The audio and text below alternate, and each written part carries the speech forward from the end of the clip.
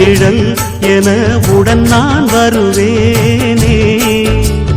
ஏழ் பிறப்பும் உயிர் துணை உனை நான் பிரியேனே.